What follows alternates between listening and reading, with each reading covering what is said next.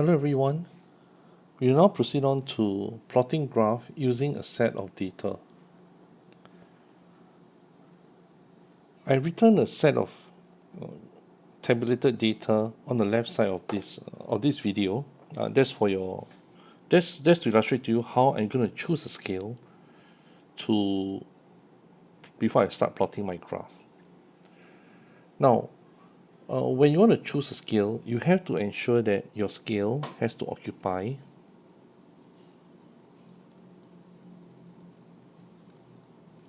more than 50% of the grid.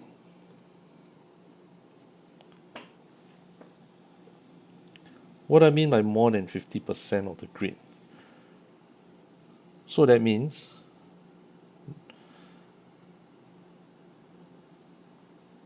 if I were to select a scale, right? My minimum M1 is 10, my maximum M1 is 100. So that means the minimum of my M1 10 to the maximum of my M1 which is 100, this length itself must occupy more than half the horizontal grid. In this example, the question did not ask me to start from 0, so I cannot use 0 as part of my scale. So it has to start from 10. I'll illustrate further what it means. Just follow me through. So in this, choosing a scale for your graph, it's best to use an example, and I chose this example. So look at your M1. M1, your minimum is 10. M1 minimum is 10 and maximum is 100, and my x-axis has to be M1. So there are 10 small squares for every interval, and I'm going to randomly choose. Okay, I won't say randomly choose, I'm going to start with the smallest. So if I choose 10 grid represent 10 grams, can it be done? Well, it looks like it can be done, because if I were to put this as 10, this as 20. Now note, for physics graph, unless it's stated by the question, there's no need to start your axis at 0.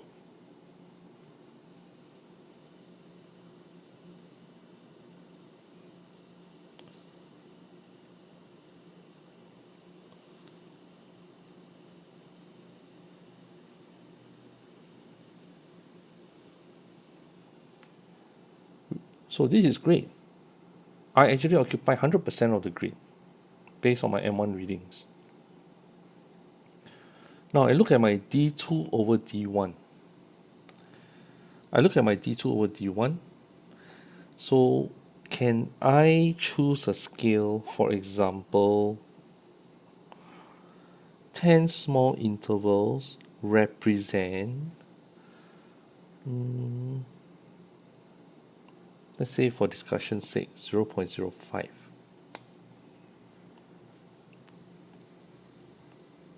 Is it possible? I'm not so sure, but I'm going to give it a shot.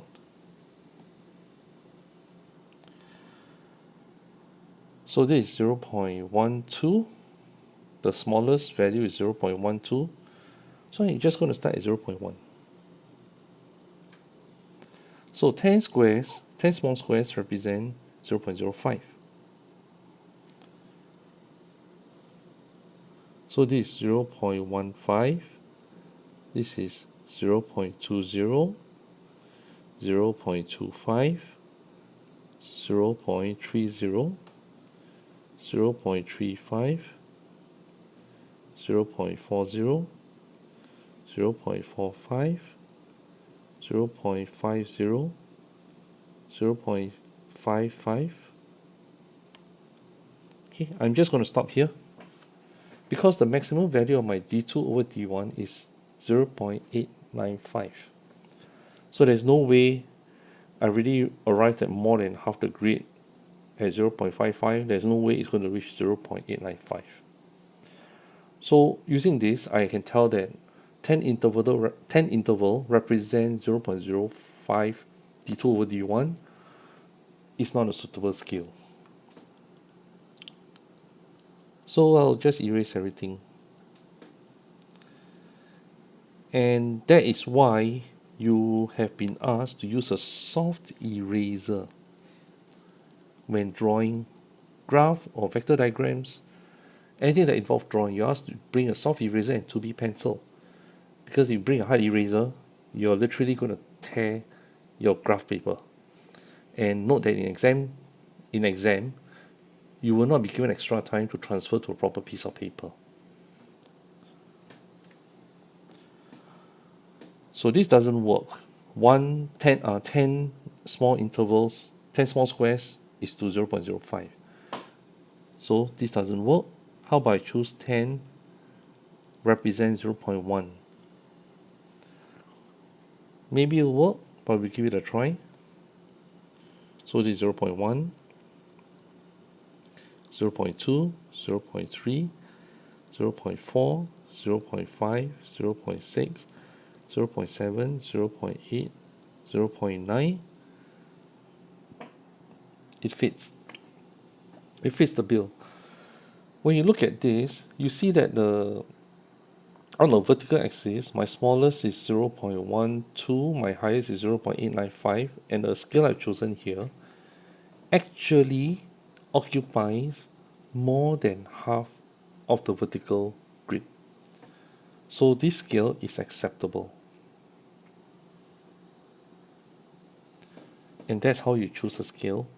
Let me summarize it in case you didn't catch what I said earlier.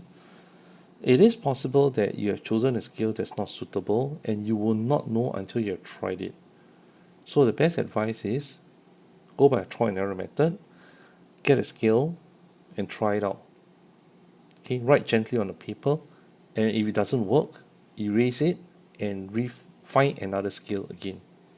So it requires practice, but as you become more and more familiar with it, there's a pretty good chance that one glance you can actually tell what scale to use. But for a start, go by trial and error method.